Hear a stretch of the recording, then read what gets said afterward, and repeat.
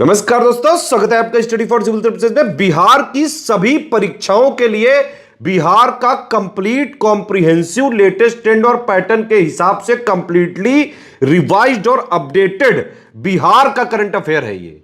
इसमें बिहार की गवर्नमेंट की जितनी भी ऑथेंटिक और जेन्युइन साइट्स हैं, बिहार की गवर्नमेंट की रिपोर्ट्स हैं, बिहार के सभी न्यूज़पेपर्स और प्लस बिहार की सरकार की जितनी भी जो रिपोर्ट्स है, एक्ट्स है, प्लस बिहार के जो लेटेस्ट अपडेट्स होते हैं ऑथेंटिक जेन्युइन गवर्नमेंट साइट से, और जिसको बीपीएससी और बिहार के सभी आयोग भी मानते हैं, उससे डेटा लाया गया है। ये कंप्लीटली बिहार का पूरा जो है करंट अफेयर का निचोड़ होता है, इसमें सार है ये। ठीक है, इसको पूरा देखेंगे तो बिहार की सभी प्रतियोगी परीक्षाओं की तैयारी के लिए जहां पे आपको बिहार का करंट अफेयर जरूरी होता है, उसके लिए वीडियो काम आ जाएगा। बीपीएससी के लिए काम आ सकता है, बिहार एसआई के लिए काम आ सकता है, बिहार टीचर के लिए काम आ सकता है, प्लस बिहार की सभी कॉम्पिटिटिव एग्जाम के लिए जहां जहां बिहार का करंट अफेयर पूछा जा सकता है। कंप्लीट कॉम्प्रिहेंसिव पापा वीडियो है ये। ठीक है, बीपीएससी के लिए इंटीग्रेटेड तैयारी करने के लिए 70th बीपीएससी की इंटीग्रेटेड तैयारी करने के लिए प्री और मेंस की सब कुछ वन स्टॉप डेस्टिनेशन के साथ, मतलब पूरा जो है डेली आंसर राइटिंग प्रैक्टिस भी होगी, डेली आपकी प्रीलिम्स की प्रैक्टिस भी होगी, पूरा स्टडी मटेरियल दिया जाएगा, सारे डाउट क्लियर किए जाएंगे, मॉडल आंसर दिया जाएगा, पूरा आंसर राइटिंग फीडबैक दिया जाएगा, सारा सब कुछ एक जगह। बीपीएससी की पूरी शुरुआत से सिलेक्शन तक की तैयारी करने के लिए स्टडी फॉर सिविल सर्विसेज के ग्रुप चलाए जा रहे हैं, आप उनको ज्वाइन कर सकते हैं और बीपीएससी की प्री और मेंस की पूरी हिंदी मीडियम और इंग्लिश मीडियम की तैयारी एक ही जगह कर सकते हैं स्टडी फॉर सिविल सर्विसेज के साथ। इस वाले वीडियो में पिछले महीने का बिहार का कंप्लीट कॉम्प्रिहेंसिव करंट अफेयर है। स्टडी फॉर सिविल सर्विसेज के बिहार करंट अफेयर में आप सभी का बहुत बहुत स्वागत है। जनवरी 2025 मंथ के बिहार स्पेशल करंट अफेयर को बाइलिंगुअल फॉर्मेट में हम लोग कवर करने वाले हैं। बीपीएससी 70th मेंस के लिए और 71वीं बीपीएससी पीटी परीक्षा के लिए शुरू से पेड ग्रुप चल रहा है। आप इन गिवन नंबर्स पर कॉल करके, व्हाट्सएप मैसेज करके हमारे टेलीग्राम पेड ग्रुप्स के बारे में जानकारी प्राप्त कर सकते हैं।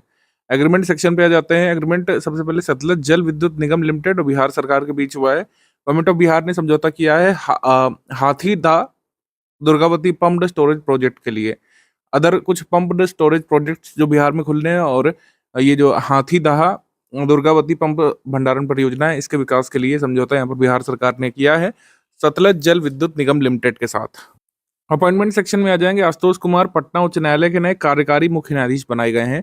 कार्यकारी मुख्य न्यायाधीश यानी acting chief justice of Patna high court. हो सकता है आगे परमानेंट आ जाए तो ये बदल जाएंगे, लेकिन अभी के लिए चीफ जस्टिस कहलाएंगे आशुतोष कुमार। इनसे पहले कौन थे chief justice of Patna high court? Patna high court के जज थे विनोद चंद्रन, जिनको सुप्रीम कोर्ट के जज के रूप में एलिवेट कर दिया गया था, तो ये पोस्ट खाली हो गई थी, तो आशुतोष कुमार ये chief justice, acting chief justice बन गए थे पटना हाई कोर्ट के। अवार्ड्स एंड ऑनर्स देख लेते हैं हम लोग। मिस बिहार ऐश्वर्या ये बनी थी। रूफ फाउंडेशन और ओशियन विजन के द्वारा ये कंपटीशन कराया गया था, और फर्स्ट रनर अप रही थी अनुष्का। सर्वोत्तम मॉडल पुरस्कार ये आर्या प्रसून, जो कि एक चाइल्ड साइंटिस्ट, इनको दिया गया था। राज्य स्तरीय 52वीं बाल वैज्ञानिक प्रदर्शनी लगी थी पूर्वी भारत विज्ञान मेले में। इसमें 3 पुरस्कार जीते थे आर्या प्रसून ने। आर्या प्रसून एक चाइल्ड साइंटिस्ट है और ये खगड़िया जिले को बिलोंग करते हैं बिहार में। Best model science special science talent prize और best girl participant best girl participants to perform I proud of my daughter से सम्मानित किया गया। मतलब ये कैटेगरीज थी। यहाँ पे ध्यान रखिएगा कि खगड़िया बिहार से बिलोंग करती हैं आर्या प्रसून, चाइल्ड साइंटिस्ट हैं। Best electoral practices award Saurabh Jorwal, जो बिहार के पूर्वी चंपारण जिले के जिलाधिकारी थे, इनको सम्मानित किया गया था 2024 लोकसभा इलेक्शंस ईस्ट चंपारण में सक्सेसफुली कंडक्ट कराने के लिए। तो पूर्वी चंपारण के डीएम को सम्मानित किया गया था। द्रौपदी मुर्मू जी ने, प्रेसिडेंट ऑफ इंडिया ने खुद इनको सम्मानित किया था। आगे है राष्ट्रपति पदक। राष्ट्रपति पदक द्रौपदी मुर्मू प्रेसिडेंट जी की तरफ से।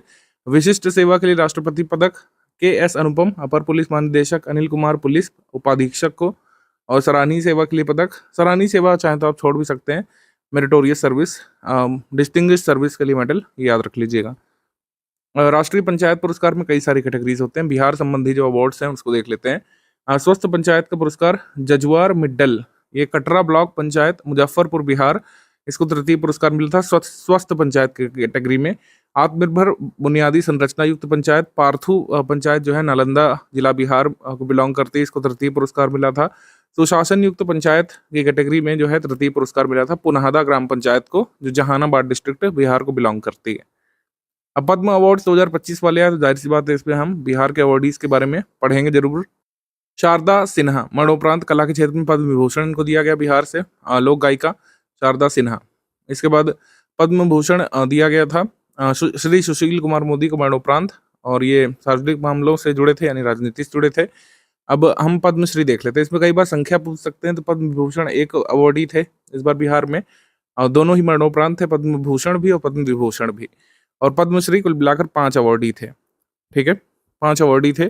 सामाजिक कार्य में बिहार से श्री भीम सिंह भावेश, हेमंत कुमार मेडिसिन के क्षेत्र से, श्री किशोर कुणाल मरणोपरांत सिविल सर्विसेज से, श्री निर्मला देवी कला बिहार से, और श्री विजय नित्यानंद सुरेश्वर जी महाराज आध्यात्मिकता से जुड़े बिहार से, ये अवार्डी थे पद्मश्री के 2025 में। बुक्स एंड ऑथर देख लेते हैं। मिथिला के आधुनिक दिग्गज खंड 2, ये किताब है विवेकानंद झा की। विवेकानंद झा की किताब है the living legends of Mithila part 2। Schemes campaign section में विकसित पंचायत कर्मयोगी इनिशिएटिव, ये कार्मिक लोक प्रशासन और पेंशन मंत्रालय की तरफ से ये जो है इनिशिएट किया गया है सुशासन दिवस के अवसर पर, अटल बिहारी वाजपेयी जी के जन्म दिवस पर, या फिर कह सकते हैं गुड गवर्नेंस डे के दिन इसको इनिशिएट किया गया था। और इसमें पायलट तौर पर ये विकसित पंचायत इनिशिएटिव कहाँ पर चलाया जाएगा? उत्तर प्रदेश, बिहार, गुजरात, आंध्र प्रदेश में ये चला जाएगा। तो बिहार में भी चला जाएगा, इस वजह से हमने इसको शामिल किया है। अब बिहार योद्धा सम्मान 2 जनवरी 2025 को बिहार के मुख्यमंत्री जी ने बिहारी योद्धाओं के पुरस्कार वितरण कार्यक्रम का शुभारंभ किया था। तो बिहार योद्धा पुरस्कार किसके लिए? बेसिकली तो कैश अवार्ड यहाँ पर 10,000 रुपये उन लोगों को मिलता है जो यहाँ पर इलीगल माइनिंग की इन्फॉर्मेशन पुलिस को या माइनिंग अथॉरिटीज को अवेलेबल कराते हैं। तो बिहार में 10,000 रुपये का नगद पुरस्कार देने की शुरुआत की गई है। जो अवैध खनन करते हैं बिहार में, उनकी सूचनाएं पुलिस तक या फिर जो अथॉरिटीज हैं उस तक पहुंचाने के लिए जो काम करेंगे उनको बिहार योद्धा सम्मान के तहत 10,000 रुपये दिए जाएंगे। स्पोर्ट्स करंट अफेयर का विस्तार है, इसको देख लेते हैं। महिला विश्व कप कबड्डी चैंपियनशिप 2025 का आयोजन बिहार में किया जाना था। बिहार में महिला कबड्डी विश्व कप का दूसरी बार आयोजन किया जाना है। पहली बार आयोजन किया गया था 2012 में। इसमें भारत के अलावा चीन, जापान, दक्षिण Korea, Nepal, Pakistan, Iran, Poland, Argentina, Indonesia और 2 अफ्रीकी नेशंस के कबड्डी प्लेयर्स भी भाग लेने वाले हैं। All India civil services kabaddi tournament ये 3 से 8 जनवरी को आयोजित किया गया था नई दिल्ली में। महिला वर्ग में विजेता बिहार की टीम रही थी पहली बार, और उप विजेता रही थी हिमाचल की टीम। तो बिहार ने हराया था India civil services kabaddi tournament में हिमाचल प्रदेश को। All India inter university karate championship 2024-25 इसका आयोजन जो है महर्षि दयानंद यूनिवर्सिटी रोहतक हरियाणा में किया गया था। बिहार के किलकारी की अपराजिता सिंह ने कराटे में जो है 68 किलोग्राम भार वर्ग में एक सिल्वर मेडल यहाँ पे निकाला था। राष्ट्रीय रैकिंग पिक बॉल चैंपियनशिप इसका आयोजन ओडिशा के भुवनेश्वर में किया गया था। बिहार ने कुल इसमें 11 पदक जीते थे, जिसमें एक स्वर्ण भी शामिल है। अंडर 19 बालक वर्ग के युगल प्रतियोगिता में आदित्य गुप्ता और रितम चावला की जोड़ी ने स्वर्ण पदक जीता था इसमें।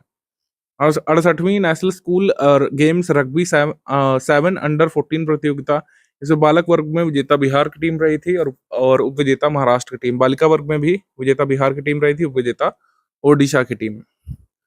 और 68वीं national school games rugby under 17 बालक बालिका प्रतियोगिता, इसमें विजेता बिहार रहा था, उप विजेता ओडिशा। बालिका वर्ग में बिहार विजेता रहा था, उप विजेता ओडिशा। 68वीं national school games rugby under 17 प्रतियोगिता में चैंपियनशिप में विजय मर्चेंट ट्रॉफी ये अंडर 16 ट्रॉफी ये भुवनेश्वर ओडिशा में आयोजित हुई थी। इसमें विजेता रहा था बिहार और उप विजेता त्रिपुरा की टीम रही थी। 9वीं सीनियर और 5वीं अंडर 25 राष्ट्रीय लॉन बॉल चैंपियनशिप इसका आयोजन दिल्ली में हुआ था। ये आप चाहें तो छोड़ सकते हैं, लॉन बॉल्स वगैरह इतना सूक्ष्म टूर्नामेंट नहीं आएगा, इसको आप चाहें तो छोड़ सकते हैं। अस्मिता खेलो इंडिया महिला राष्ट्रीय भारोत्तोलन चैंपियनशिप इसका आयोजन ब्रह्मपुर ओडिशा में हुआ था। बिहार की खुशबू कुमारी ने जूनियर और सीनियर महिला स्नैच 75 किलोग्राम और क्लीन और जर्क में ये 71 किलोग्राम भार में 2 स्वर्ण पदक जीते थे। तो आपसे पूछ सकते हैं खुशबू कुमारी कौन सा खेल खेलती हैं? तो खुशबू कुमारी वेट लिफ्टिंग करती हैं बिहार में। 11वीं national dragon and traditional championship का आयोजन अल्पुजा केरल में हुआ था। बिहार की टीम ने 1 स्वर्ण, 3 सिल्वर और 3 कांस्य सहित कुल 7 पदक इसमें जीते थे, 7 मेडल्स। 69वीं जूनियर राष्ट्रीय बॉल बैडमिंटन चैंपियनशिप, राष्ट्रीय बॉल बैडमिंटन चैंपियनशिप का आयोजन हुआ था नारखेर, नागपुर में। और बिहार में बालक वर्ग की टीम ने 7वां स्थान प्राप्त किया था, बालिका वर्ग ने 8वां स्थान प्राप्त किया था। तीरंदाजी विश्व कप 2025 में बिहार के खिलाड़ी का चयन हुआ था। मुंगेर के जमालपुर की अंशिका कुमारी का चयन हुआ था तीरंदाजी विश्व कप 2025 के लिए। तीरंदाजी विश्व कप में हिस्सा लेने वाली दूसरी बिहार की खिलाड़ी ये होंगी। पहले छपरा की अंजलि कुमारी ने तीरंदाजी विश्व कप में बिहार की तरफ से भारत का प्रतिनिधित्व किया था। 19वीं कैडेट अंडर 17 राष्ट्रीय तलवारबाजी प्रतियोगिता, रवि कुमार यादव ने जो है इसमें सिल्वर जीता था। अब आ जाते हैं समिट, कॉन्फ्रेंसेस, मीटिंग्स या फेस्टिवल्स पे। मंदौर महोत्सव, मंदार महोत्सव बेसिकली ये बाउंसी बनाया गया था बांका में। इसका उद्घाटन जो है खेल मंत्री सुरेंद्र मेहता ने किया था। मंदार महोत्सव कहाँ पे हुआ था? बांका जिला में। फिर 85वां अखिल भारतीय पीठासीन अधिकारी सम्मेलन, all India presiding officers conference, ये पटना बिहार में आयोजित किया गया था। सम्मेलन का उद्घाटन लोकसभा अध्यक्ष श्री ओम बिरला ने किया था। ये सम्मेलन तीसरी बार बिहार में आयोजित किया जा रहा है। और इस सम्मेलन इस सम्मेलन में ओम बिरला जी ने बिहार विधानमंडल परिसर में नीवा सेवा एप्लीकेशन का भी कह सकते हैं उद्घाटन किया था। और इसकी थीम थी 75th anniversary of the constitution, संविधान की 75वीं वर्षगांठ। रैंक्स रिपोर्ट इंडेक्स में वित्तीय स्वास्थ्य सूचकांक जो है नीति आयोग की तरफ से, इसमें अलग अलग कह सकते हैं इंडिकेटर्स पर रैंक किया गया है। तो परफॉर्मर श्रेणी में तीसरा स्थान प्राप्त हुआ है बिहार को, और ओवरऑल रैंकिंग में 13वां स्थान बिहार को फिजिकल हेल्थ इंडेक्स में प्राप्त हुआ है।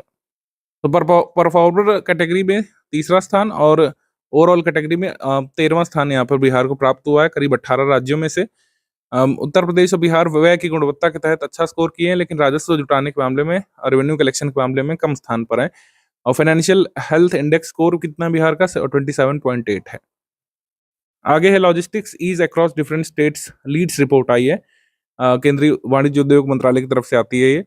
और इसमें बिहार को फास्ट ग्रोइंग स्टेट्स की कैटेगरी में रखा गया है। ठीक है, फास्ट मूवर स्टेट्स कैटेगरी में रखा गया है हिमाचल प्रदेश, मध्य प्रदेश, पंजाब और राजस्थान के साथ। ठीक है, और इसमें लैंडलॉक्ड स्टेट्स की कैटेगरी में बिहार को रखा गया है, फास्ट मूवर स्टेट्स की कैटेगरी में। इसमें आपसे ये पूछेंगे कि लीड्स इंडेक्स में बिहार को कौन सी कैटेगरी में रखा गया है? क्या एस्पायरर स्टेट की श्रेणी में, क्या फ्रंट रनर स्टेट्स की श्रेणी में, क्या अचीवर स्टेट्स की श्रेणी में? आपको ध्यान रखना है फास्ट मूवर्स या फिर फास्ट ग्रोइंग स्टेट्स की कैटेगरी में, लैंड लॉक्ड कैटेगरी में बिहार को रखा गया है। ठीक है, इसमें कोई स्कोर नहीं है बिहार का, न ही किसी अन्य राज्य का आया है। बिहार में बुजुर्ग मतदाताओं की संख्या पर रिपोर्ट जारी की गई थी मुख्य निर्वाचन अधिकारी कार्यालय बिहार के द्वारा। बिहार में जो आगामी विधानसभा चुनाव होंगे उसमें पंजीकृत मतदाताओं की संख्या जो 100 साल के ऊपर है, 41,000 मतदाता 100 साल के ऊपर के हैं। विधानसभा चुनावों के लिए पंजीकृत मतदाताओं में 120 साल के ऊपर के 143 मतदाता दर्ज किए गए हैं। अभी कैसे हो रहा है पता नहीं चल रहा है, क्योंकि जो ओल्डेस्ट पर्सन की Guinness book of world record की जो सूची है वो तो कुछ और कहती है। तो विधानसभा चुनाव में पंजीकृत मतदाताओं में 120 साल के ऊपर के 143 मतदाता दर्ज किए गए हैं।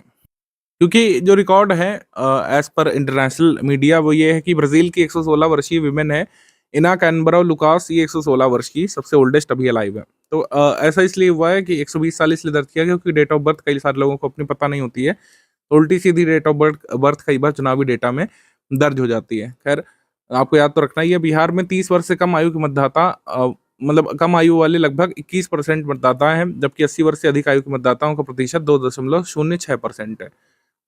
और वैशाली के बाद नालंदा में, ये जो है बिहार में 80 वर्ष या उससे अधिक आयु के मतदाताओं की अधिकतम संख्या कहाँ दर्ज की गई है? वैशाली में। बस इतने ही आंकड़े काफ़ी हैं। गतिशील भूजल संसाधन आकलन पर रिपोर्ट आई है मिनिस्ट्री ऑफ जल शक्ति की तरफ से। बिहार के पश्चिमी चंपारण जिले में सबसे अधिक भूजल दोहन किया जा रहा है, यानी कि ग्राउंड वाटर एक्सप्लॉयटेशन सबसे ज़्यादा कहाँ पे किया जा रहा है? वेस्टर्न चंपारण में, पश्चिमी चंपारण में, ये याद रख सकते हैं। अब आ जाएंगे हम लोग एमसीक्यू सेक्शन पे। निम्नलिखित में से कौन सा कथन सही है? मुख्यमंत्री नीतीश कुमार जी ने पटना में बिहार राज्य आपदा प्रबंधन प्राधिकरण द्वारा प्रकाशित आपदा जोखिम न्यूनीकरण कैलेंडर और टेबल कैलेंडर 2025 का लोकार्पण किया, ये करेक्ट है। अगला प्रश्न है, 19 जनवरी 2025 को मुख्यमंत्री जी ने बहादुरपुर हाउसिंग कॉलोनी सेक्टर 7 स्थित पार्क में त्रिपुरा के राज्यपाल स्वर्गीय सिद्धेश्वर प्रसाद जी की आदमकद प्रतिमा का अनावरण किया था, ये कथन भी सही है। 26 जनवरी को 76वें गणतंत्र दिवस परेड समारोह में बिहार राज्य की झांकी का विषय था विरासत और विकास। बोधि वृक्ष और नालंदा यूनिवर्सिटी दिखाया गया था बिहार की झांकी में। हमारा आंसर क्या हो जाएगा? आंसर हो जाएगा इसमें सी। तीनों ही कथन यहाँ पे सही है, सी। 15 जनवरी 2025 को निम्नलिखित में से किसने बिहार विधानसभा की अतिथिशाला का उद्घाटन किया था? अतिथिशाला का उद्घाटन किया था नीतीश कुमार जी ने, मुख्यमंत्री जी ने। ऑप्शन नंबर ए यहाँ पे सही है, नीतीश कुमार जी। आगे है, पटना में 24 जनवरी 2025 को निम्नलिखित में से किसने स्पोर्ट्स कॉन्क्लेव 3.0 का उद्घाटन किया था? तो स्पोर्ट्स कॉन्क्लेव का उद्घाटन किया था नीतीश कुमार जी ने। ऑप्शन नंबर बी यहाँ पर सही है, नीतीश कुमार जी। अब गलत कथन इसमें बताना है। ब्रिटेन की रॉयल मिंट में बिहार के पूर्वी चंपारण के मोतिहारी में जन्मे जॉर्ज ऑरवेल की 75वीं पुण्यतिथि के अवसर पर 2 यूरो का सिक्का जारी किया गया था। ये करेक्ट स्टेटमेंट है। जॉर्ज ऑरवेल जो प्रसिद्ध लेखक है, इनका जन्म जो है ईस्ट चंपारण बिहार में हुआ था, मोतिहारी में। ठीक है। विश्वविद्यालय अनुदान आयोग यूजीसी ने बिहार के पहले स्पोर्ट्स यूनिवर्सिटी को मान्यता प्रदान कर दी है। ये करेक्ट है। बिहार की फर्स्ट स्पोर्ट्स यूनिवर्सिटी स्थित कहाँ पे है? राजगीर, जिला नालंदा में स्थित है। नीतीश कुमार जी ने राष्ट्रीय खेल दिवस 2024 में इसका उद्घाटन किया था।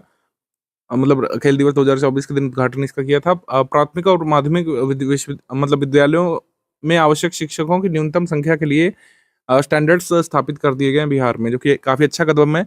हमारा आंसर इसमें सही हो जाएगा डी। तीनों ही स्टेटमेंट करेक्ट हैं, तो गलत कोई नहीं है। आंसर इसमें हो जाएगा डी। जॉर्ज ऑरवेल का जन्म 25 जून 1903 में मोतिहारी बिहार में हुआ था, अंग्रेजी शासन के दौरान। नई गाइडलाइन जो आई है, इसमें कहा गया कि बिहार के प्राइमरी स्कूल्स में हेड टीचर यानी प्रधानाध्यापक सहित कम से कम 5 शिक्षक होने चाहिए। 1 से 8 तक के स्कूलों के लिए कम से कम 9 शिक्षक होने चाहिए। 1 से 120 तक छात्र संख्या वाले प्राथमिक विद्यालयों में 5 शिक्षक अनिवार्य कर दिए गए हैं। शिक्षा मंत्रालय के एक आंकड़े के अनुसार 2023-24 में विद्यालय में दाखिले में 37 लाख की कमी आई है। इस मामले में बिहार का स्थान देश में कौन सा है? तो बिहार के बाद उत्तर प्रदेश का स्थान है। बिहार का स्थान इसमें पहला है, फर्स्ट। आगे है, हाल ही में बिहार ने प्रधानमंत्री आवास सर्वेक्षण में कौन सा स्थान प्राप्त किया? तो प्रधानमंत्री आवास सर्वेक्षण में पहला स्थान बिहार ने प्राप्त किया है। ए यहाँ पे सही है, ए। प्रधानमंत्री आवास योजना ग्रामीण की तरफ के तहत ये सर्वेक्षण किया गया है, शहरी के लिए नहीं। प्रधानमंत्री आवास योजना ग्रामीण के तहत ये परिवार सर्वेक्षण कराया गया था। अगला क्वेश्चन है, इसमें 3 स्टेटमेंट है। योजना और विकास विभाग बिहार के अनुसार बिहार में प्रति व्यक्ति आय अब कितनी हो गई है? वर्तमान मूल्य पर 66,828 रुपए हो गई है। ये फिगर रट लीजिएगा, ये सब बीपीएससी पूछ लेता है, 71st में आ सकता है डायरेक्टली। 66,828 रुपए यहाँ पर current prices per capita income यहाँ पे हो गई है बिहार में।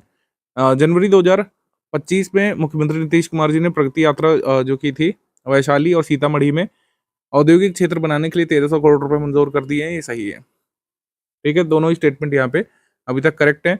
गांधी मैदान पटना में जो 76वें गणतंत्र दिवस पर बिहार सरकार की जो परेड होती है, तो बिहार सरकार के उद्योग विभाग द्वारा बढ़ता निवेश बढ़ता रोजगार थीम पर निकाली गई झांकी को प्रथम स्थान मिला था।